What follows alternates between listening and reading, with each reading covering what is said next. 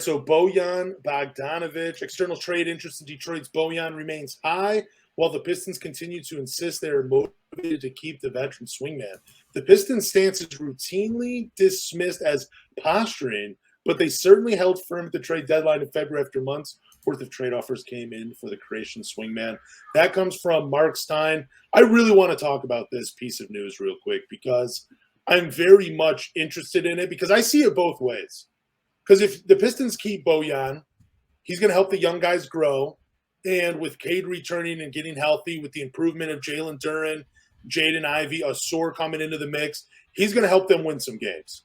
I see the other side of it is if you can trade him for a first-round pick and multiple second-round picks and start collecting those draft assets, kind of like the Oklahoma City Thunder, you could eventually use those draft picks. Because I think Troy Weaver, we all can acknowledge he's a pretty good GM. He definitely has an eye for talent. He could use those picks, draft some more talented guys, and then eventually flip those pieces for a star player or a bigger piece when the core is ready to compete. So I see it from both sides. But I love Bojan's game, man. But if you can get a first and a couple second-round picks for him, you got to pull the trigger on that trade. But what are your thoughts on that, man? I think the Pistons' stance has been pretty consistent with all the reporting.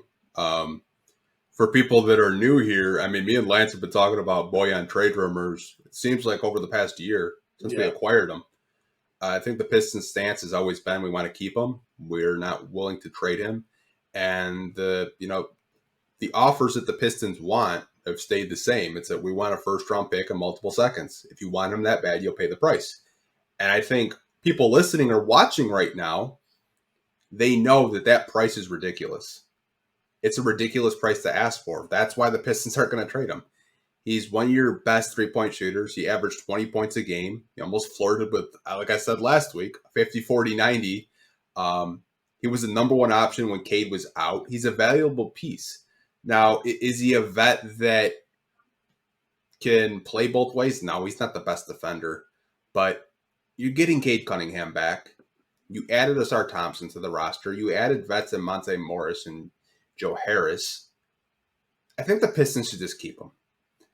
If the season just goes south and you're like, you know what, we're not making the play-in, this isn't going anywhere, we're going to get another top 5 pick, maybe you can shop him, but I think what he brings to the table is more valuable than what you can get in the open trade market, and I think a lot of teams know that. I think a lot of teams are just trying to get him for pennies on the dollar, and Detroit just isn't going to budge for their asking price. So I'd rather keep him here personally.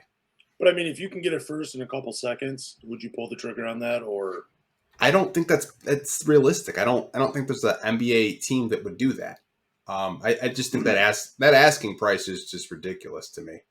Really? I thought that was, I mean, I don't know. I think multiple first round picks is pretty crazy, but if you could get like a pick in the 20 range, like 20 to 30 or, somewhere around there, I think that's pretty fair for Bojan because his game is going to age well. Like he's going to be able to help your team compete and win for at least a couple of more seasons. It's not like he's going to just completely fall off after this year. I mean, he just had a career year scoring. I mean, someone needed to do it because Cade went down. But Bojan, I think his game is just going to age really well, and he's going to be able to help a team out for a couple more years. But again, like I'm still on the fence about it because I like Bojan.